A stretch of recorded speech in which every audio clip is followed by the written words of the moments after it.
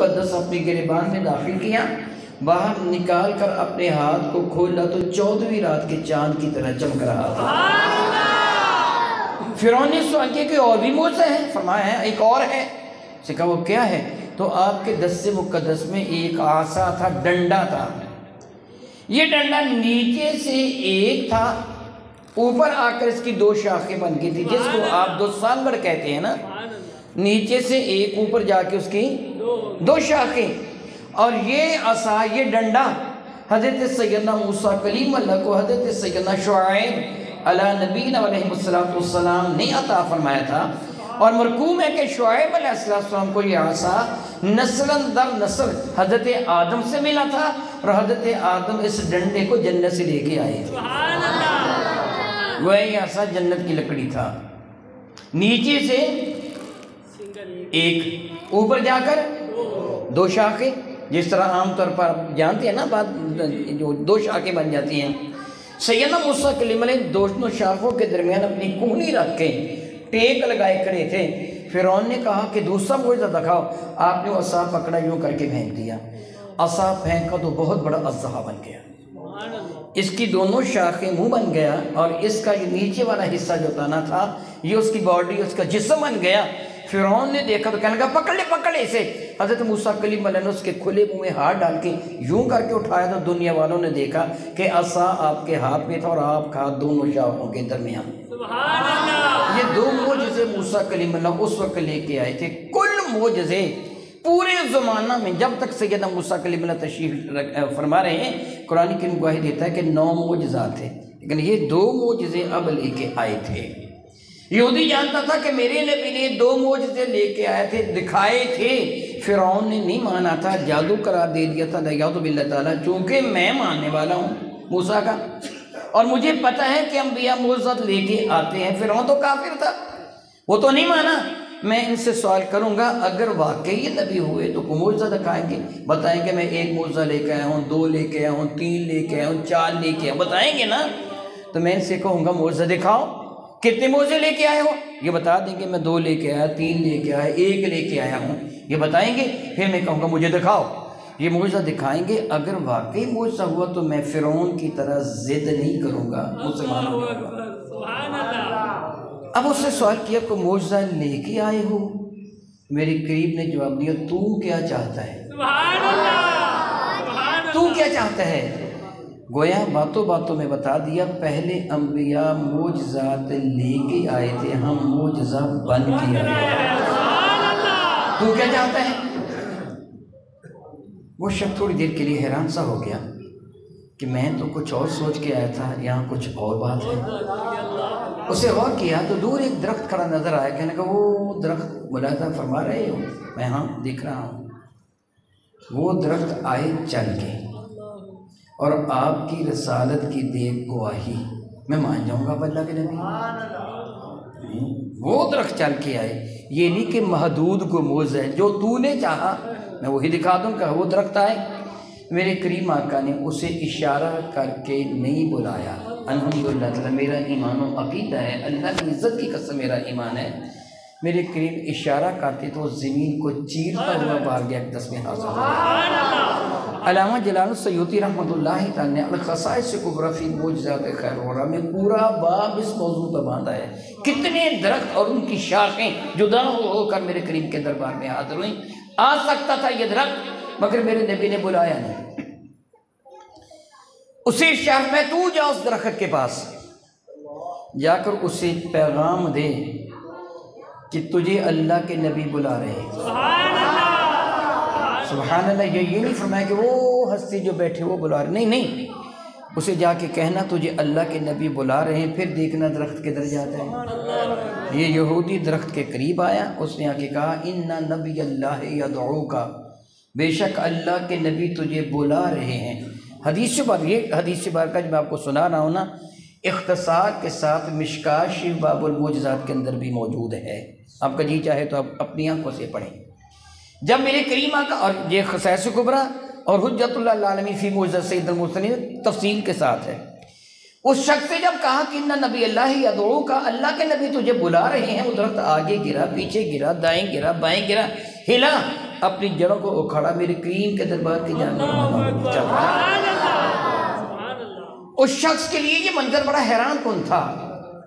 میں یہاں اپنے ذوق عتیق عقیدت کے اعتبار سے بعض چیزیں بیان کیا کرتا ہوں کہ آپ ارشاد فرمائیے، درخت آپ نے بھی دیکھے ہیں نا، وہ زمین میں گڑے ہوئے ہونے کی وجہ سے کھڑے ہوتے ہیں، گرتے نہیں ہیں، اور نہ گرنے کا سبب بلا کیا ہوتا ہے کہ ان کی جڑیں مضبوطی کے ساتھ زمین کے اندر گڑی ہوئی ہوتی ہیں، اس لیے وہ درخت گرتا نہیں ہے۔ لیکن اگر اس کی جڑوں کو اکھیڑ دیا جائے یا اس کے تنے کو کاٹ دیا جائے تو کیا ہوا کے تپیڑے زمین کی کش ثقل اسے ایک لمحہ کے لیے بھی کھڑا رہنے دے گی؟ وہ دھڑام سے زمین پر گر جائے گا، ایسے ہی ہوگا نا۔ اور اس درخت کی جڑیں تو اکھڑ چکی تھی، یہ کیوں نہیں گرا؟ اللہ اکبر۔ درخت کی جڑیں اکھڑ جائیں تو تقاضۂ فطرت کیا ہے؟ اللہ کے حضور ایک اصول کیا ہے، ضابطہ کیا، سنت الہیہ کیا ہے؟ اس درخت کو گر جانا چاہیے تھا، دھڑام سے زمین پر گر جاتا، مگر یہ گرا کیوں نہیں؟ سبب اس کا یہ ہے کہ اس کو بلایا اس نے ہے جو گرتوں کو تھامنے آیا ہے، اس لیے درخت گرا نہیں ہے۔ درخت میرے کریم آقا کے حضور حاضر ہونے کے لیے چل پڑا۔ پھر ایک اور بھی سوال پیدا ہوتا ہے کہ جب درخت کی جڑیں اکھڑ جائیں یا اس کے تنے کو کاٹ دیا جائے تو اس پر موت وارد ہو جاتی ہے۔ کیا ہوتا ہے اس پر؟ دیکھیے میرے اور آپ کے کریمہ کا تاجدار البجم شفیع معظم رحمت عالم صلی اللہ علیہ وسلم صحابہ کرام کی معیت میں تشریف لے جا رہے تھے، سواری پر سوار تھے، دو قبروں کے قریب سے گزرے تو آپ کی سواری تھوڑی سی اچھلی۔ میرے کریم نے فرمایا کہ ان دونوں قبر والوں کو عذاب ہو رہا ہے۔ میری سواری نے دیکھا اور فرمانے لگے کہ عذاب کا وہ بہت بڑا سبب نہیں، یہ تم بہت بڑا جانتے ہو، ایک غیبت سے نہیں بچتا تھا، دوسرا پیشاب کے چھینٹوں سے نہیں بچتا تھا۔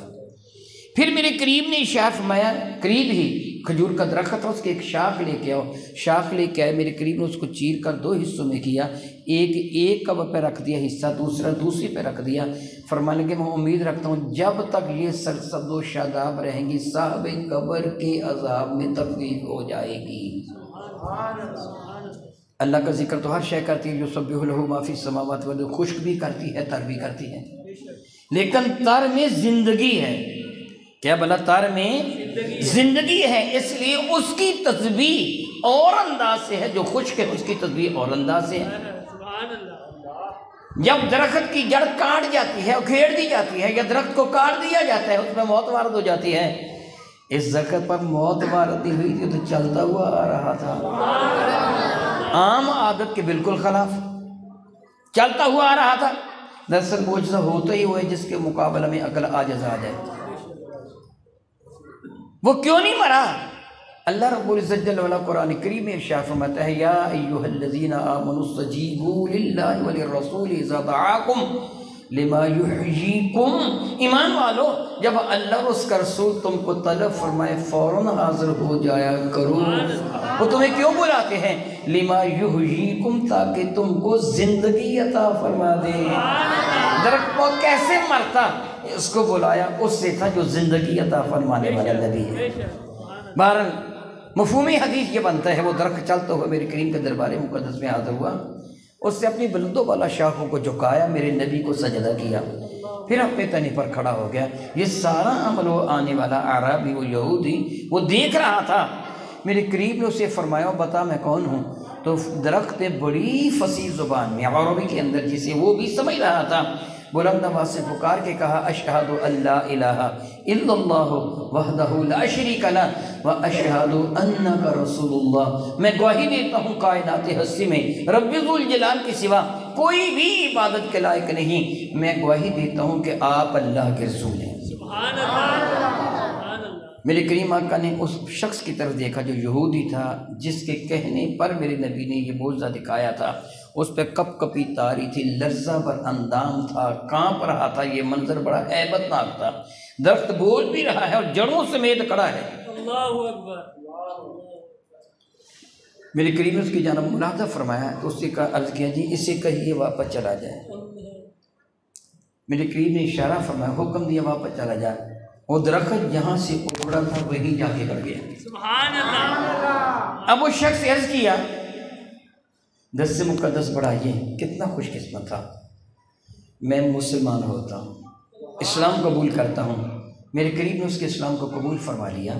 اس نے عرض کیا کہ ابھی تھوڑی دیر پہلے یا رسول، پہلے وہ یہودی تھا اب تو صحابی بن گئے، تھوڑی دیر پہلے میں نے منظر دیکھا کہ درخت نے آپ کو سجدہ کیا، اجازت دیجیے میں بھی آپ کو سجدہ کر لوں۔ سبحان اللہ۔ میرے قریب نے انکار فرما دیا، عبادت کا سجدہ تو رب کے سوا کائنات میں کبھی بھی کسی کو نہیں، تعظیم کا سجدہ بھی فرمایا میری شریعت میں جائز نہیں۔ اگر تعظیم کا سجدہ بھی جائز ہوتا تو میں عورتوں کو حکم دیتا کہ اپنے خاوند کو سجدہ کیا کرو، نہیں اجازت۔ تعظیم کا سجدہ کرنے کی بھی اجازت ہے، اسی لیے میرے بھائی نے کوئی تھوڑا سیاسی حرکت کی تھی، میں نے اس کو سختی سے منع کیا، یوں نہیں، ہماری شریعت میں تعظیم کا سجدہ بھی حرام ہے۔ اس نے عرض کیا جی آپ پھر اجازت دیجئے میں آپ کے ہاتھ چوم لوں، پاؤں چوم لوں۔ میرے قریب نے فرمایا اجازت ہے۔ اس نے میرے نبی کے ہاتھ بھی چومے، پاؤں بھی چومے۔ میں نے ایک معجزہ سنایا ہے، کفار مکہ نے معلوم نہیں کتنے معجزہ دیکھے، مگر جن کے مقدر میں ایمان نہیں تھا، جن کو رب نے چاہا نہیں تھا، ابو جہل کیا، ابو لہب کیا، امیہ بن خلف کیا، ابی بن خلف کیا، عاص بن وائل، عتبہ، عتیبہ، شیبہ، ولید بن مغیرہ، یہ سارے کافر کے کافر ہیں۔ میرے کریم تیرا کتنا کرم ہے، ہم نے کوئی معجزہ دیکھا بھی نہیں پھر بھی ایمان کی دولت تھا، ہم نے کوئی معجزہ دیکھا بھی نہیں پھر بھی ایمان کی دولت عطا فرما دی۔ وہی بات جو میں پہلے کہہ چکا ہوں، اگر محض علم، عقل، فہم، شعور، دانش کی بنا پر کسی کو دین متین، دین اسلام کی دولت ملنا ہوتی تو صرف پڑھے لکھے مسلمان ہوتے ہیں، نہ پڑھا مسلمان نہ ہوتے۔ یہ میرے رب کی عطا سے ہوتا ہے۔ مولا ہم نے تو تیرے محبوب مکرم کی زیارت بھی نہیں کی، اہل بیت مصطفیٰ صحابہ کرام کی بھی زیارت نہیں کی، ہم نے تو نزول قرآن کا منظر بھی نہیں دیکھا۔ تیرا کتنا کرم ہے کہ تو نے پھر بھی ہمیں ایمان کی دولت عطا فرما دی۔ کتنا کرم اس رب کائنات کا، اور پھر رب کائنات کا مزید احسان مانیے، مزید کرم مانیے، مزید کرم مانیے کہ اللہ تعالیٰ جل وعلا نے ہمیں اپنے محبوب مکرم کے ذکر و فکر کی محفل میں حاضر ہونے کی توفیق بھی عطا فرمائے۔ کتنا کرم کیا۔ میرے بھائی عدنان صاحب راستے میں مجھے کہہ رہے تھے، ایک تو ہمارے اس علاقہ میں جوان موت ہو گئی اور لوگ غمزدہ ہیں، اور دوسرے کہہ رہے تھے کہ آج میچ ہے، میرے گھر ٹیلی ویژن نہیں ہے، مجھے نہیں کوئی پتہ، انہوں نے بتایا میچ ہے، اور ہماری حالت جتنی ابتر ہے اللہ ہی معاف فرمائے، اللہ ہی معاف فرمائے۔ وہ کافروں کا معلوم نہیں کن کن کا میچ ہے، مجھے نہیں پتہ، میں نے ان سے نہیں پوچھا کس ملک کا کس ملک کے ساتھ میچ، میں نے نہیں پوچھا، یہ میں اپنا پڑھتا رہا۔ خیر نے کہا این ممکن ہے کافروں کا میچ ہو، کافروں کو دیکھنے کے لیے لوگ چلے گئے، محفل میں نہیں آئے۔ انہوں نے کہا جی بندے تھوڑے ہوں گے، لیکن ایک بات حضرت تشریف فرما ہے، ایک بات میں ضرور کہوں گا، اگر یہ محفل اللہ کے حضور قبول ہو گئی، میں نے کوئی شروط کہا ہے، میرا اللہ جانتا ہے کہ قبول ہے کہ نہیں ہے، لیکن اس کی رحمت سے امید بڑی ہے، اگر اس نے قبول فرمانا نہ ہوتا تو ہمیں آنے کی توفیق ہی نہ دیتا، اگر اس نے قبول نہ فرمانا ہوتا تو ہمیں آنے کی توفیق نہیں دیتا، لیکن میری یہ جرت نہیں کہ میں کہوں ضرور قبول ہے، میرے اللہ کی مرضی ہے نا، جرت نہیں ہے، لیکن اس کی رحمت سے نا امیدی ہرگز ہرگز نہیں ہے۔ میں کہہ رہا تھا یہ محفل جو اللہ کے دربار اگر قبول ہے تو پھر میں قسم اٹھا سکتا ہوں، مجھ کو میرے اللہ کی عزت کی قسم، ان بہت بڑی بڑی محفلوں سے بدرجہ افضل و اعلیٰ ہے کہ جو اللہ کے حضور مردود ہیں۔ آپ جانتے ہیں سونے کا چھوٹا سا ٹکڑا پہاڑ کے برابر لوہے سے زیادہ افضل و اعلیٰ ہوا کرتا ہے، ہیرا پہاڑ سے زیادہ افضل و اعلیٰ ہوتا ہے، اگر جو ہوتا تھوڑا ہے، چھوٹا ہے، مگر قدر و قیمت بہت ہوتی ہے۔ پھر دیکھیے رب کائنات جل وعلا قرآن کریم میں فرماتا ہے لَن يَنَالَ اللَّهَ لُحُومُهَا وَلَا دِمَاؤُهَا وَلَٰكِن يَنَالُهُ التَّقْوَىٰ، کہ تیری قربانی کا خون یا گوشت اللہ تعالیٰ کے حضور نہیں پہنچتا۔ اللہ یہ ملاحظہ نہیں فرماتا جانور کتنا بڑا ہے، اس سے گوشت کتنا نکلا، اس کا خون کتنا بہا، وَلَكِنْ يَنَالُهُ التَّقْوَى مِنْكُمْ، اللہ تو تمہارے دلوں کا تقوی کو ملاحظہ فرماتا ہے، کس کی کیفیت کیا ہے، کون کس نیت کے ساتھ کیا کر رہا ہے۔ غزوہ تبوک کا موقع تھا، میری اور آپ کے کریمہ کا تاجدار اربوجم شفیع معظم رحمت عالم صلی اللہ علیہ وسلم نے صحابہ کرام کو ارشاد کرام قدر فرمایا مجاہدین اسلام کے لیے کو جمع کرو، تو صحابہ کرام نے اللہ تعالیٰ ان پہ بے شمار رحمت نازل فرمائے، بے شمار رحمت نازل فرمائے۔ میرے کریم کے صحابہ سچی محبت کرتے تھے میرے نبی کے ساتھ۔ حضرت سیدنا صدیق اکبر نے اپنے گھر کا سارا اثاثہ، یہ جملہ کہنا آسان ہے لیکن حقیقت میں اس کو اپنانا بہت مشکل ہے، بہت مشکل ہے، بہت مشکل ہے۔ آپ کسی کو 10-20 روپے دے دیں تو کہہ دیں جو میرے پاس تھا میں نے سب کچھ دے دیا۔ صدیق اکبر نے اپنے کھانے کے برتن، پہننے کا لباس، وہ سب کچھ اکٹھا کر لیا۔ اپنے گھر میں جو چارپائی بستر، حتیٰ کہ سیدہ اسماء بنت ابی بکر فرماتی ہیں کہ جب ابا جان نے سارا مال جمع کر لیا تو آپ دیوار پر ہاتھ پھیر رہے تھے۔ میں نے کہا ابا کیا دیکھ رہے ہو؟ فرمانے لگے میں دیکھ رہا ہوں کوئی سوئی وغیرہ اٹکی نہ رہ جائے، میں وہ بھی بار گاڑی کو سفر دے دیا۔ حقیقتاً سارا سامان، ہم محاورتاً کہتے ہیں کہ سارا کچھ لے جائے ہوں۔ میرے کریمہ کا ملاحظہ فرمانے والے ایک شخص آیا تھا، اپنے پاس سونے کا ایک چھوٹا سا ٹکڑا لے کے آیا تھا، اس سے آ کے یہ کہا تھا جو میرے پاس تھا وہ سب کچھ لے آیا ہوں۔ تو میرے کریم نے قبول نہیں فرمایا تھا، فرمایا جا کر لے جا، میں نہیں چاہتا کہ پھر تو لوگوں سے بھیک مانگتا، پھر اپنے گھر والوں کے خرچہ چھوڑ کے آ۔ مگر صدیق اکبر کو یہ نہیں کہا تھا، جانتے تھے اس کے اندر اس میں ان کے اندر فرق کتنا زیادہ ہے۔ سیدنا فاروق اعظم اپنے گھر کا آدھا اثاثہ لے کے آئے تھے، اور حضرت سیدنا عثمان غنی نے 10,000 درہم یا دینار پیش کیے تھے۔ لوگ سونا لے کے آئے، چاندی لے کے آئے، خواتین نے زیورات پیش کیے، اثاث البیت گھر کے سامان آئے، جس کے پاس گھوڑا تھا، گدھا تھا، اونٹ تھا، خچر تھا، بھیڑ تھی، بکری تھی، گائے تھی، وہ لے کے آ رہے تھے۔ اب میرے کریم کے دربار مقدس میں کیا تھا؟ اس زمانہ میں درہم اور دینار، سونے اور چاندی کے 2 سکے رائج الوقت تھے، درہم چاندی کا، دینار سونے کا۔ ایک ڈھیر سونے کا ہے دیناروں کا، دوسرا ڈھیر چاندی کا ہے۔ لوگ اپنی خواتین اپنے زیورات پیش کر رہی تھیں، کوئی اپنی بیوی کا، کوئی بہن کا، کوئی ماں کا زیور لے کے آ رہا تھا۔ سونے کا ہوتا میرے کریم فرماتے وہاں ڈھیر کر دو، چاندی ہوتی فرماتے وہاں رکھ دو، اثاث البیت ہوتا گھر کا سامان، اس کے لیے الگ ڈھیر لگا ہوا ہے، کپڑے الگ ہیں، برتن الگ ہیں، وغیرہ وغیرہ۔ اور اگر کوئی بھیڑ لے کے آتا، بکری لے کے آتا، گائے لے کے آتا، اونٹ لے کے آتا، خچر لے کے آتا، گدھا لے کے آتا، بہت سے پہاڑوں کی وادیوں میں ان کے لیے جگہ بنائی گئی تھی، فلاں وادی میں لے جاؤ، بھیڑیں وہاں جمع ہیں، بکریاں فلاں ہیں، گدھے فلاں جگہ، گھوڑے فلاں جگہ، خچر فلاں جگہ، اونٹ فلاں جگہ، گائے فلاں جگہ۔ صحابہ کرام جمع کر رہے تھے، مال جمع ہو رہا تھا۔ اتنے میں میرے نبی کے ایک صحابی جن کا اسم گرامی قدر حضرت ابو عقیل انصاری تھا رضی اللہ تعالیٰ عنہ، وہ بھی آئے۔ یہ اپنی جھولی میں کچھ لے کے آئے تھے۔ کیا تھا؟ کسی کو کانوں کان کچھ خبر نہ تھی کہ ابو عقیل کیا لے کے آئے ہیں۔ حدیث بارکہ میں کہ میرے کریم کے دربار مقدس میں اس وقت منافق بھی حاضر تھے، اور میرے کریم کے اقتداء میں نمازیں تک پڑھتے تھے، منافق بھی حاضر تھے۔ اگر کوئی زیادہ مال لے کے آتا اس پر بھی پھپتی کستے، جو کم لے کے آتا اس کا بھی مذاق اڑاتے۔ میرے کریم اپنی شان کریمی اس کے صدقہ سے اغماز فرماتے، کسی کو کچھ بھی نہیں کہہ رہے تھے، منافقین اپنی بکواس بک رہے تھے۔ میرے نبی کے مخلص صحابہ اپنی طاقت سے بڑھ کر بارگاہ ساتھ امام میں اپنے ہدایہ اور تحائف پیش کر رہے تھے۔ ابو عقیل بھی آئے اور جولی بھی کوئی تھا۔ ایک منافق نے دوسرے کو گولی ماری، یہ کیا لے کے آیا ہے؟ دوسرا کہنے کہ کوئی درہم تو نہیں؟ تو پہلے نے کہا کہ زندگی بھر اس نے اتنے درہم کبھی دیکھے نہیں ہوں گے جتنے یہ جھولی کے اندر چیز ہے۔ میرا ہمسایہ ہے یا میرا قریبی ہے، میں اچھی طرح جانتا ہوں، اسے 2 وقت کی روٹی میسر نہیں سے، یہ کیا لے کے آیا ہو؟ دوسرے کا پھر کیا ہوگا اس کی جھولی میں؟ ان میں سے کہنے لگا ابھی دیکھ کے آتا ہوں۔ اٹھا، آگے بڑھا، ابو عقیل انصاری جھولی تھی، جھانکا، پیچھے ہٹا، مسکرا دیا، واپس آ گیا۔ وہ دوسرے بیٹھے منتظر تھی آ کے بتائے گا، وہ حیرانی کے ساتھ دیکھ رہے تھے۔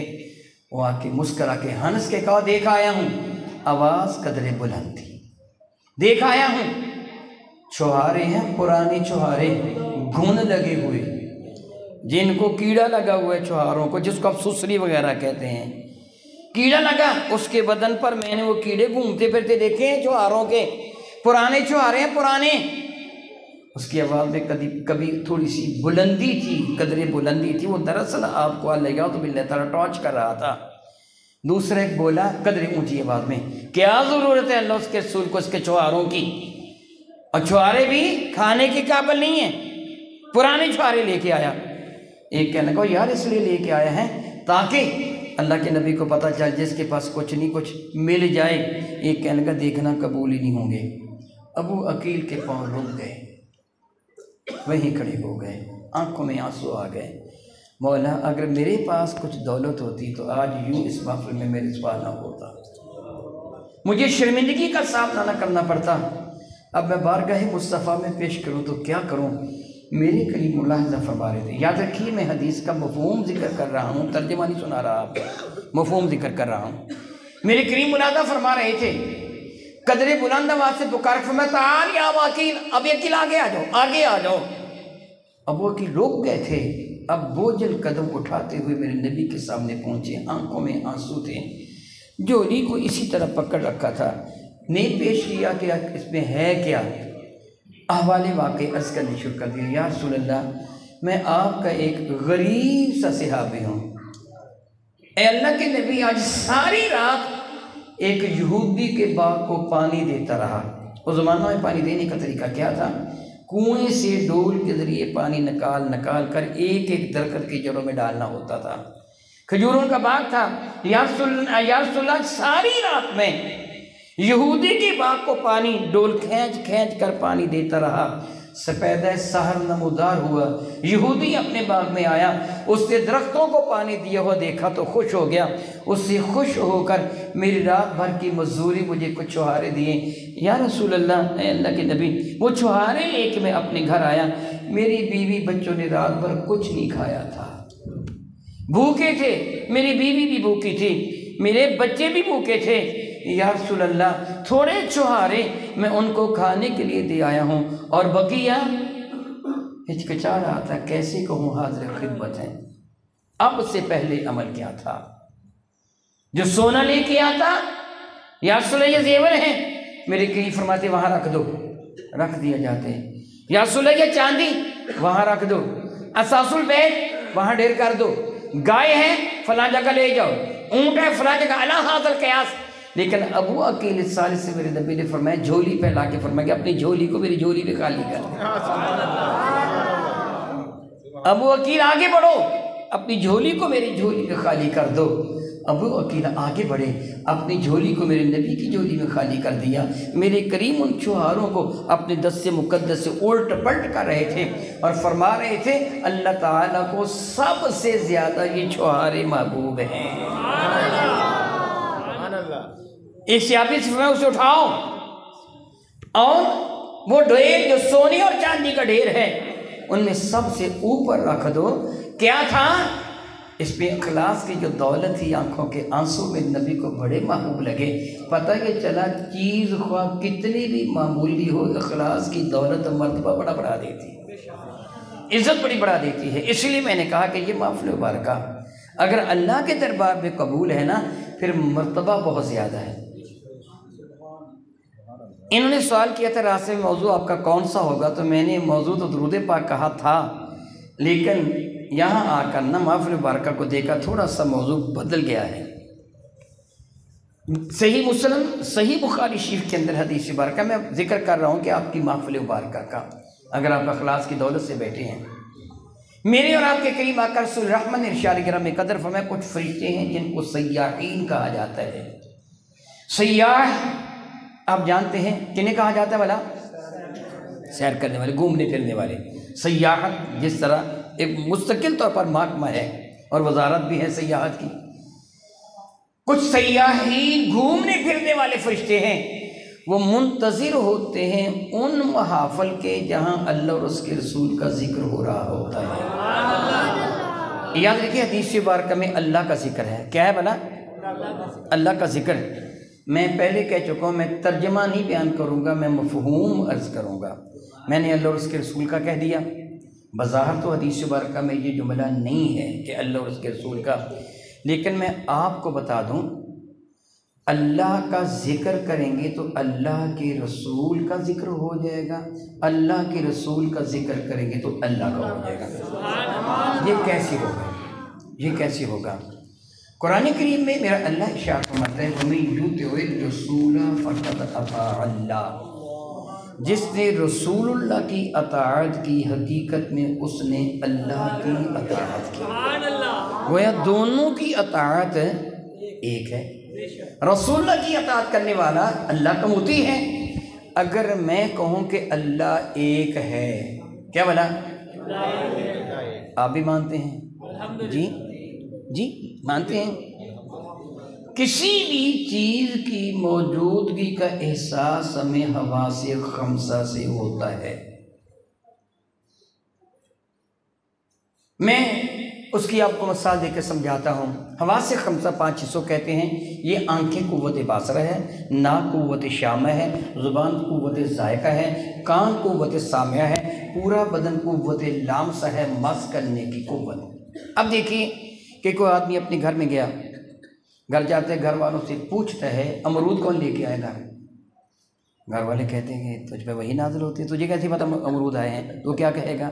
جب میں گھر میں آتا تو امرودوں کی پتہ چلا، ناک نہیں پتہ چلا لیا گھر کے اندر کوئی ایسی شے ہے. بات سمجھ رہے ہیں نا؟ آم آئے تو آم کی خوشبو آ گئی، خربوزے ہے تو خربوزے کی خوشبو آ گئی، پتہ چل جاتا ہے نا. یہ کس نے پہچان لیا؟ ناک نے پہچان لیا. اب آپ سے کوئی کل سوال کرے کہ بتائیے محمد سعید الحسن آپ کی مسجد میں آیا تھا، تو آپ کیا کہیں گے؟ وہ کہے تیرے پاس دلیل کیا ہے؟ تو آپ کیا کہیں گے؟ میں نے اپنی آنکھوں سے دیکھا. پتہ چلا کبھی چیز کی موجودگی کا احساس قوت باصرہ سے ہوتا ہے. اللہ تعالیٰ تیرا شکر ہے تو نے ہم سب کو آنکھیں عطا فرمائی ہیں. لیکن اگر رات گلی جاتا ہوا کوئی آدمی میری بات کو سن رہا ہو یا نبی نہ ہو، اسی کو پوچھے کہ کل محمد سعید الحسن مسجد میں آیا تھا، وہ کیا کہے گا؟ وہ کہے تو نے دیکھا؟ وہ کیا کہے گا؟ دیکھا نہیں، لیکن اس کی آواز سن کے میں نے پہچان لیا تھا یہ محمد سعید الحسن کی آواز ہے. کبھی کسی چیز کا احساس قوت سامعہ سے ہوتا ہے. میری بات آپ سمجھ رہے ہیں نا؟ یہ آپ پانی کا گلاس بھر کر مجھے پیش کریں اور کہیں کہ شاہ صاحب ذرا دیکھیے ہمارے علاقے کا پانی کیسا ہے، میٹھا ہے کہ کڑوا ہے کہ نمکین ہے، کیسا ہے. اب میں دیدے پھاڑ پھاڑ کر پانی کو دیکھوں تو پہچانوں گا؟ نہیں پہچانوں گا. تھوڑا سا کان میں ڈال دوں نہیں پہچانوں گا. سونگھنا شروع کر دوں، انگلی ڈبو کے دیکھوں، میری 4 حصے اس کے مقابلے میں فیل ہو گئی. نہ آنکھوں نے پہچانا، نہ کان سن سکے، نہ ناک سونگھ سکی، نہ میری قوت لامسہ ٹھنڈا یا گرم تو دیکھ لے گی مگر اس کے کیمیکل جو اس کے اندر پائے جاتے ان کو نہیں دیکھے گی. اس کو کون پہچانے گی؟ میری قوت ذائقہ. کون پہچانے گی؟ میری قوت ذائقہ. آپ ایک نابینے کو پیاز کا گٹھا دے کے کہیں اب جی سیب کھا لو، اس پیاز کا گٹھا پکڑتا ہے کیا کرے گا؟ ہو سکتا ہے غصے والا ہو تو تجھے دے مارے کے عقل کے اندر یہ سیب ہے یہ تو پیاز ہے. اب سب نے تو سونگا بھی نہیں ہے، اس کو کھا کے بھی نہیں دیکھ. کیسے پتہ چل گیا؟ قوت لامسہ سے. یہ 5 حصے ہیں جو کسی بھی چیز کی موجودگی کا احساس دلاتی ہیں. میں آپ سے سوال کرتا ہوں کہ اللہ ہے؟ اور سارے بتاؤ نا. یار یہ شرمانے کی بات نہیں ہے. میں آپ سے کبھی بھی نہیں کہوں گا کہو سبحان اللہ، ناؤ لگا. میں نہیں نعرے چاہتا کہ نعرے لگاؤ سبحان اللہ. آپ کا جی چاہے تو کہو کہ بغیر کہنے کے ثواب بہت زیادہ ہو جائے گا. میں کہلواؤں کیوں؟ آپ بتائیے، جو میں پوچھوں وہ تو بتائیے نا. اللہ ہے؟ کتنے ہیں؟ کسی نے دیکھا؟ نہیں. اس کی آواز کو سنا؟ نہیں. اس کے معاذ اللہ تعالیٰ ذائقہ کو چکھا؟ ناک سے سونگا؟ ٹٹول کا دیکھا؟ پھر بھی ہے.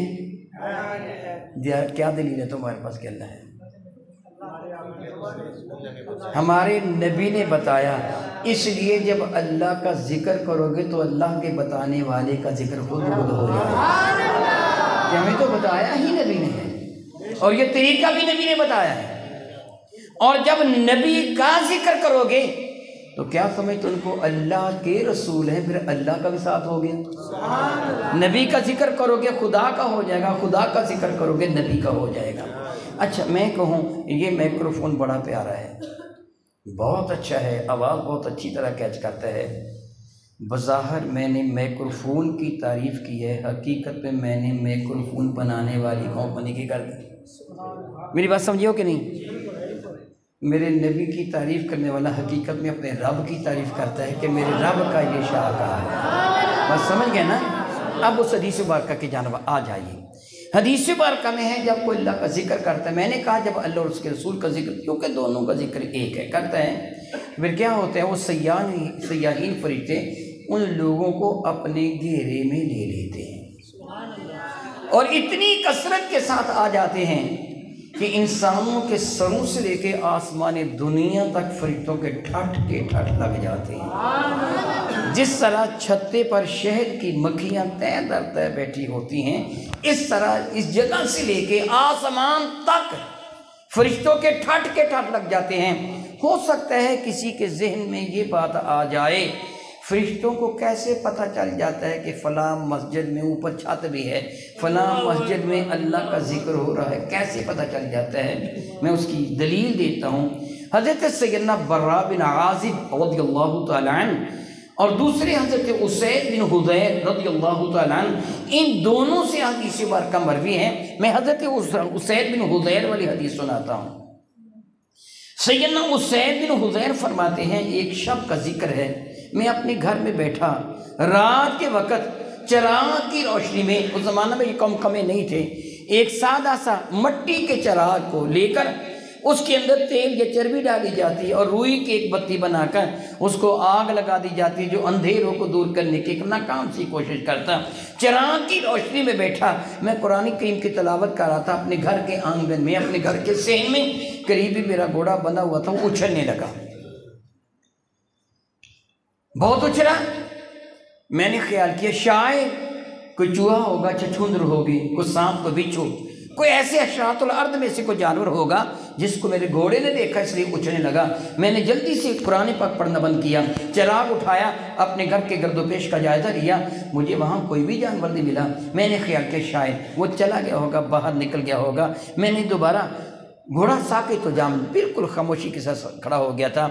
میں نے دوبارہ چراغ کی روشنی میں قرآن پاک کو کھولا، پڑھنے لگا، ابھی پڑھنا ہی شروع کیا تھا گھوڑا پھر اچھلنے لگا۔ میں پریشان ہو گیا، میں نے قرآن پاک بند کر دیا، گھوڑا خاموشی سے کھڑا ہو گیا۔ اب مجھے پتہ چلا کہ گھوڑا قرآن پاک پڑھنے کی وجہ سے اچھل رہا ہے۔ میرا بیٹا یحییٰ نیچے کمبل پر میرے آنگن میں صحن میں کمبل بچھا کر اس کے اوپر میں نے اپنے بیٹے یحییٰ کو لٹایا ہوا تھا۔ میں نے کمبل کھینچ کر ایک طرف کیا کہ گھوڑے کی اچھل کود سے میرا بیٹا نہ چلا جائے۔ میں نے تیسری مرتبہ آزمانے کے لیے قرآن پاک پڑھا، گھوڑا خاموشی سے کے ساتھ کھڑا تھا، جب قرآن پاک پڑھا وہ پھر اچھلنے لگا۔ اسید بن حضیر نے قرآن کریم پڑھنا بند کر دیا۔ فرماتے ہیں کہ پھر میں نے اچانک آسمان کی جانب دیکھا تو میرے گھر کے اوپر ایک بادل تھا۔ معلوم ہوتا تھا کہ اس کے اوپر ہزاروں کی تعداد میں چراغ جلا دیے گئے ہیں کہ روشنی کی شعاعیں اس کے دائیں اور بائیں نکل رہی تھیں۔ ایسا بادل آج تک میں نے کبھی نہیں دیکھا تھا۔ میں نے خیال کیا شاید پورے مدینہ طیبہ پر ایسا بادل ہوگا۔ میں گھر سے باہر نکلا تو باہر کوئی ایسا بادل نہیں تھا۔ جب میں واپس آیا تو وہ بادل بھی جا چکا تھا۔ رات بسر کی آپ نے، صبح میرے نبی کے دربار میں حاضر ہو کر کہا یا رسول اللہ آج رات میرے ساتھ ایسا واقعہ پیش آیا، ارشاد فرمائیے جو میں نے دیکھا وہ کیا تھا؟ سبحان اللہ۔ صحابی کا عقیدہ ملاحظہ فرمائیے، اسید بن حضیر دیکھا تم نے ہے پوچھتے میرے نبی سے، دیکھا تم نے ہے پوچھتے میرے نبی سے ہو کہ جو میں نے دیکھا وہ کیا تھا؟ تو میرے قریب نے جواب دیا اے حضیر، ہا دواد یہ اور رے، اے حذیر، اے کاش کہ تم قرآن پاک پڑھتے، اسید بن حذیر، ابن حذیر، اے کاش کہ تم قرآن پاک پڑھتے رہتے، اے کاش کہ تم قرآن پاک پڑھتے رہتے، اے کاش کہ تم قرآن پاک پڑھتے رہتے۔ اسید بن حذیر عرض کرنے کے یا رسول اللہ میں ڈر گیا تھا کہ کہیں میرا گھوڑا میرے بیٹے کو نہ کچل ڈالے۔ میرے قریب فرمانے لگے اے اسید، اگر تم قرآن پاک پڑھتے رہتے، جب تم پڑھ رہے تھے نا قرآن پاک، تو اللہ کی رحمت کے فرشتے نازل ہو رہے تھے، اللہ کی رحمت نازل ہو رہی تھی۔ اگر تم مسلسل قرآن پاک پڑھتے رہتے تو فرشتے تمہارے اتنے قریب آ جاتے کہ صبح مدینہ طیبہ کے باقی لوگ بھی ان کی زیارت کر لیتے۔ اس وقت وہ رحمت فرشتے، جو رحمت کے فرشتے، وہ تجھے نظر نہیں آ رہے تھے، تیرے گھوڑے کو نظر آ رہے تھے، اس لیے وہ اچھل کود کر رہا تھا۔ اسید نے کہا یا رسول اللہ علیہ وسلم چلو یہ تو مجھے پتہ چل گیا کہ میرے گھوڑے کو وہ فرشتے نظر آ رہے تھے، اس لیے اچھل کود کر رہا تھا، مگر میں نے بھی تو کچھ دیکھا۔ وہ کیا تھا؟ میں نے بھی دیکھا نا وہ بادل، وہ کیا تھا؟ تو میرے قریب فرمانے کے وہ نزول سکینہ تھا۔ کیا بنا؟ یہ کیا ہے؟ اب میں آپ کو بتاتا ہوں۔ میری باتیں سن کر آپ کو مزہ آتا ہے کہ نہیں آتا ہے؟ قرآن کریم کی تلاوت سن کر مزہ آتا ہے کہ نہیں آتا ہے؟ نعت پاک سن کر مزہ آتا ہے کہ نہیں آتا ہے؟ یار مذہبی حواس خمسہ کو آتا ہے جن کا میں ذکر کر چکا ہوں۔ خوبصورت منظر دیکھے تو آنکھوں کو مزہ آتا ہے، جس طرح کو مری دیکھنے کے لوگ جاتے ہیں۔ خوبصورت منظر دیکھے تو آنکھوں کا مزہ آتا ہے، سریلی آواز سنے تو کانوں کو مزہ آتا ہے، خوشبو کو سونگھے تو ناک کو مزہ آتا ہے، اعلیٰ غذا کھائیں تو زبان کو مزہ آتا ہے، منہ کو مزہ آتا ہے، گرمی کے موسم میں اے سی کا، سردی کے موسم میں آگ کی تپش کا مزہ آتا ہے۔ اب آپ کو کون سا آ رہا ہے؟ نہ تو میں خوبصورت اتنا ہوں کہ دیکھ کر آپ کو مزہ آ رہا ہو، نہ میں سریلی آواز میں شعر پڑھ رہا ہوں کہ آپ کو قوت سامعہ کو مزہ آ رہا ہو، نہ میں خوشبو بکھیر رہا ہوں کہ آپ کی ناک کو مزہ آ رہا ہو، نہ میں گرمی یا سردی کا منظر پیش کر رہا ہوں کہ آپ کے بدن کو مزہ آ رہا ہے۔ پھر یہ کس چیز کو مزہ آ رہا ہے؟ یاد رکھیے یہ مزہ آپ کی روح کو نزول سکینہ کا آ رہا ہے، آپ کی روح کو رب کی رحمت کے نزول کا مزہ آ رہا ہے، اور یہ لطف باقی مزوں سے بالکل نرالا ہے، جداگانہ ہے۔ میرے نبی نے فرمایا نزول سکینہ ہو رہا تھا، برکت نازل ہو رہی تھی، اس لیے تو قرآن پاک پڑھ رہا تھا۔ میں اب آپ سے ایک سوال کروں گا اور آپ نے میرے سوال کا جواب دینا ہے۔ جب قرآن پاک کی تلاوت کی جاتی ہے تو کیا نازل ہوتا ہے؟ اللہ کی، اللہ تعالیٰ کی رحمت نازل ہوتی ہے، برکتیں نازل ہوتی ہیں۔ یہی سبب ہے کہ لیٹرین میں گندی جگہ کھڑے ہو کر قرآن پاک پڑھنے کی اجازت نہیں ہے۔ میں ایک بات آپ کو سمجھانا چاہتا ہوں، گندی جگہ کھڑے ہو کر قرآن پاک پڑھنے کی اجازت ہے؟ پھر میں آپ سے یہ سوال کرتا ہوں، بتائیے جب ہم سامنے کھانا رکھ کر قرآن پڑھتے تو اس پر کیا نازل ہوتا ہے؟ جی رحمت اور برکت۔ اس لیے ہم اس کو تبرک کہتے ہیں، اور کھاتے بھی وہ ہیں جو رحمتوں والے ہوتے ہیں، کھاتے بھی وہی ہیں جو رحمتوں والے ہوتے ہیں۔ جو رحمتوں والے ہوتے نہیں وہ اس کو کھا نہیں سکتے، کیونکہ اس پر تو رحمت نازل ہو گئی۔ جو محروم بارگاہ ہے وہ کیسے کھائے؟ باہر میں آپ کو یہ بتانا چاہتا تھا کہ جہاں ذکر ہوتا ہے وہاں کیا نازل ہوتا ہے؟ کہاں سے؟ آسمان کی جانب سے۔ فرشتے کو دور سے پتہ چل جاتا وہ جگہ ہے جہاں رحمت نازل ہو رہی ہے، پھر وہ آ جاتے اور ٹھٹ کے ٹھٹ لگ جاتے ہیں آسمان دنیا تک۔ پھر کتنی بڑی یہ محفل آپ کی ہو گئی؟ دیکھنے میں جو مختصر ہے حقیقت میں کتنی بڑی ہو گئی؟ گنا ہی نہیں جا سکتا، گنا ہی نہیں جا سکتا، سطح زمین سے لے کے اوج سماوات تک اتنی بڑی محفل۔ پھر جب یہ محفل اپنے حسن اختتام کو پہنچتی ہے، وہ فرشتے بارگاہ حریم ناز میں حاضر ہوتے ہیں، تو میرا اللہ ان سے ارشاد فرماتا ہے میرے ملائکہ تم کہاں سے آئے ہو؟ کہاں سے آئے ہو؟ حدیث مبارکہ میں یہی ہے۔ میں ضمناً ایک بات درمیان میں عرض کرتا ہوں، یہ حدیث مبارکہ میں یوں نہیں ہے جو میں اب عرض کر رہا ہوں۔ عین ممکن ہے کہ رب کائنات جل وعلا ان سے اس لیے سوال فرماتا ہو کہ کل جب رب کریم نے حضرت آدم کی تخلیق کا ارادہ فرمایا تھا تو فرشتوں سے فرمایا تھا انی جاعل فی الارض خلیفہ، اے فرشتوں میں زمین پر ایک نائب بنانے والا ہوں۔ تو فرشتوں نے عرض کیا تھا قالو، انہوں نے عرض کیا تھا اتجعل فیہا من یفسد فیہا ویسفک الدماء، مولا تعالیٰ تو ان کو پیدا کرے گا جو زمین میں فساد پھیلائیں گے، خون ریزی کریں گے، یعنی ان دہشت گردوں کو پیدا کرے گا۔ اللہ اکبر، اللہ کی عطا سے فرشتے جانتے تھے کچھ انسان دہشت گرد ہوں گے، وہ ہے نا کوئی بارود والا ہے، کوئی دودھ والا ہے نا، وہ ہے کہ نہیں بھائی بتاؤ نا۔ فرشتوں نے کیا عرض کیا تھا اتجعل فیہا من یفسد فیہا ویسفک الدماء نحن نسبح بحمدک ونقدس لک، مولا تعالیٰ ہم تیری تسبیح، تیری تعلیم، تیری عظمتوں کا تذکرہ کرنے کے لیے، تیری عبادت کرنے کے لیے ہم جو حاضر ہیں، تو میرے اللہ نے ایک بات کہہ کے ان کو چپ کروا دیا تھا، انی اعلم ما لا تعلمون، فرشتوں جو میں جانتا ہوں تم نہیں جانتے۔ ہو سکتا ہے میرا اللہ اس بنا پر آج فرشتوں سے پوچھتا ہے اور بتاؤ تم آئے کہاں سے ہو؟ دہشت گردوں کے پاس سے آئے ہو، خون ریزی کرنے والوں کے پاس آئے ہو، بارود والوں کے پاس سے آئے ہو؟ تو فرشتے عرض کرتے مولا تیرے بندے تیرا ذکر کر رہے تھے، ہم اس میں شامل ہو گئے۔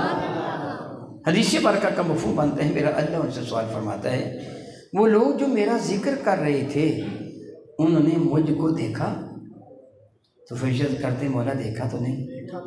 فرماتا ہے پھر بتاؤ اگر وہ مجھے دیکھ لیتے تو ان کا پھر میرے ذکر کرنا کیسا ہوتا؟ فرشتے کرتے مولا تعالیٰ ہر شے کو چھوڑ کر صرف تیرا ہی ذکر کرتے۔ نعرہ تکبیر، نعرہ رسالت، نعرہ رسالت، نعرہ تحقیق، سرکار کی آمد، آقا کی آمد، مدنی کی آمد، اول کی آمد، آخر کی آمد، آمد مصطفیٰ، آمد مجتبیٰ، زندہ باد، زندہ باد۔ میرے کریم آقا کا نعرہ لگائیں، یہ سارے علماء حضور کے قدموں کی خاک ہیں، اس لیے اس ذات بابرکات کا نعرہ لگائیے جن کے صدقہ سے ان کو عزت ملی اور آپ کو عزت ملی۔ یاد رکھیں آپ بھی بڑی عزت والے ہیں۔ میرا اللہ فرماتا کنتم خیر امت، میرے محبوب کے امتیوں تم مجھے بڑے ہی پیارے لگتے ہو، محبوب کی امتی جو ہوئے، اور محبوب کے ساتھ نسبت رکھنے والی ہر شے ہی محبوب ہوا کرتی ہے۔ خیر یہ جدا موضوع ہے۔ میں عرض کر رہا تھا کہ فرشتے عرض کرتے مولا دیکھا تو نہیں؟ اگر دیکھ لیتے تو تیرے سوا اور کچھ بھی انہیں یاد نہ رہتا۔ میں تفصیل میں نہیں جاؤں گا، اگر آپ کا جی چاہے تو سورہ یوسف کا مطالعہ کر لیجئے۔ جن عورتوں نے حضرت یوسف کو ایک نظر دیکھا تھا سب کچھ بھول گئی تھی، اپنے ہاتھوں تک کو کاٹ لیا تھا۔ تو جو اللہ کا دیدار کرے اس کا عالم۔ سبحان اللہ۔ پھر رب کریم ان سے ارشاد فرماتا ہے وہ لوگ جو اتنے سارے وہاں آئے بیٹھے تھے، وہ جو آئے بیٹھے تھے اتنے سارے، بتاؤ ان کے آنے کا مقصد کیا تھا؟ کچھ چاہتے تھے؟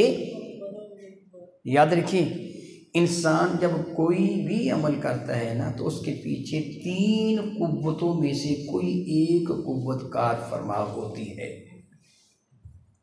ایک مزدور ساری رات جاگتا ہے، لوم کے سرہانے کھڑا، چوکیدار ساری رات گلی کوچوں بازار میں گھومتا ہے، زمیندار رات کے وقت یخ بستہ سردی میں ٹھنڈے پانی کے اندر اپنے کھیتوں کو پانی لگا رہا ہوتا ہے۔ وہ کیوں جاگتے ہیں رات؟ اس لالچ میں کہ ہمیں اس کا صلہ ملے گا، یہ نا تنخواہ ملے گی، اجرت یومیہ ملے گی، میری فصل اچھی ہوگی، لالچ ہے نا۔ اور بچہ بھی رات بھر بیٹھ کر پڑھتا ہے، کیا بنا؟ وہ بھی پڑھتا ہے، کیوں پڑھتا ہے؟ اس ڈر سے کہ کہیں میں فیل نہ ہو جاؤں، کبھی استاد مجھے سزا نہ دیں۔ کبھی ڈر کی وجہ سے کام کیا جاتا ہے، اور کبھی لالچ کی وجہ سے کام کیا جاتا ہے، اور کبھی کسی کو راضی کرنے کے لیے، کبھی کسی کو راضی کرنے کے لیے۔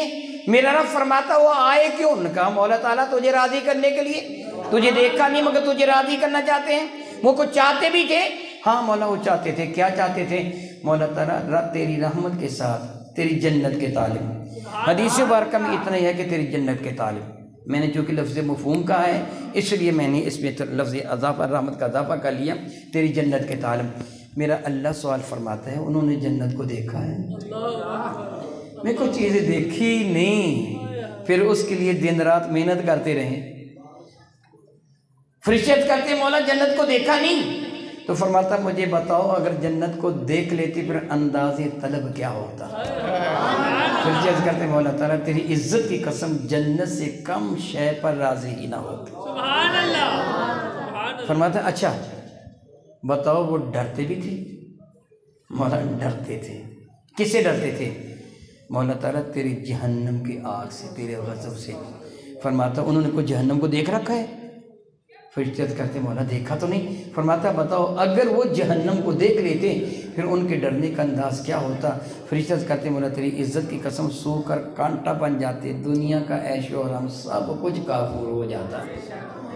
فرشتے اپنی گزارش کو مکمل کرتے، مفہوم حدیث ہے۔ جب فرشتے یہ بات مکمل کر چکے ہوتے ہیں تو میرا اللہ فرماتا ہے اے میرے ملائکہ گواہ ہو جاؤ، قسم ہے مجھ کو میری عزت کی، قسم ہے مجھ کو میرے جلال کی، قسم ہے مجھ کو میرے علو مرتبت کی، قسم ہے مجھ کو میرے اعلیٰ مقام کی، جتنے لوگ وہ جو بن دیکھے میری رضا کے طالب، بن دیکھے میری جنت کے چاہنے والے، بن دیکھے میری جہنم سے ڈرنے والے، ملائکہ گواہ ہو جاؤ قسم ہے مجھ کو میری عزت و جلال کی، میں نے سب کی مغفرت فرما دی۔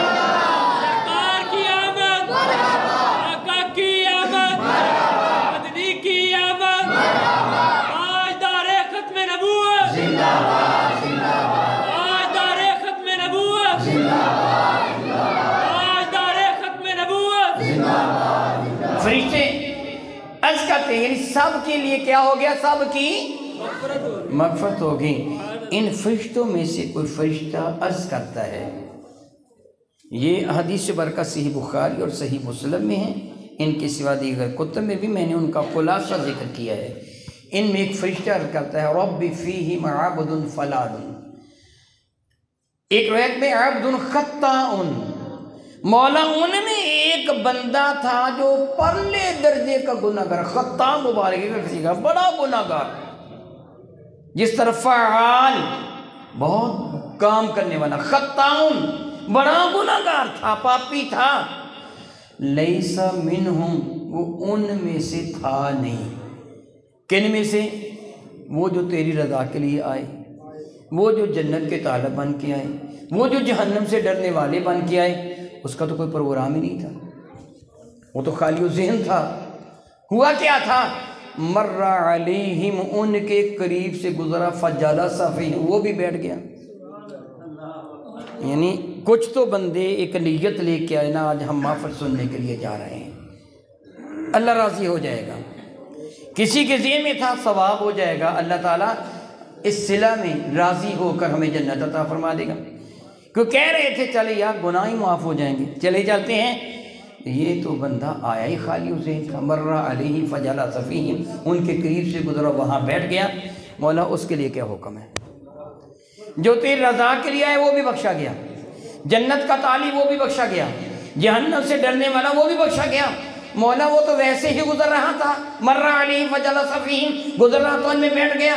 میرا اللہ فرماتا ہے یا ملائکتہم القوم لا یشقی جلیسہم، میرے فرشتوں وہ قوم مجھے اتنی پیاری لگتی ہے جو ان میں بیٹھا بدبخت وہ بھی نہ رہا، ان کے صدقہ سے مغفرت اس کی بھی ہو گئی ہے۔ یار یہ ذکر مصطفیٰ کی محفل کتنی پیاری ہے، کتنی پیاری ہے۔ جو بات میں نے بالکل ابتدا میں عرض کی، دل میں یہ تمنا رکھے مولا ہم جو حاضر ہوئے ہیں، کچھ میرے مرید بھی بیٹھے ہیں، میری عقیدت مند بھی بیٹھے ہیں، میں پہچان رہا ہوں کچھ وہ بھی جو مجھ سے دعائی لینے کے لیے جاتے ہیں، ذہن میں خیال کر لیجیے مولا نہ ہم محمد سعید الحسن کو راضی کرنے کے لیے آئے ہیں، نہ بانیانی محفل کو راضی کرنے کے لیے آئے ہیں، مولا ہم تو صرف تجھے راضی کرنے کے لیے آئے ہیں۔ ہم ان کو مجھے راضی کرو گے کوئی فائدہ نہیں، ان کو راضی کرو کوئی فائدہ نہیں، راضی کرنا تو اللہ اور اس کے رسول کو راضی کرو۔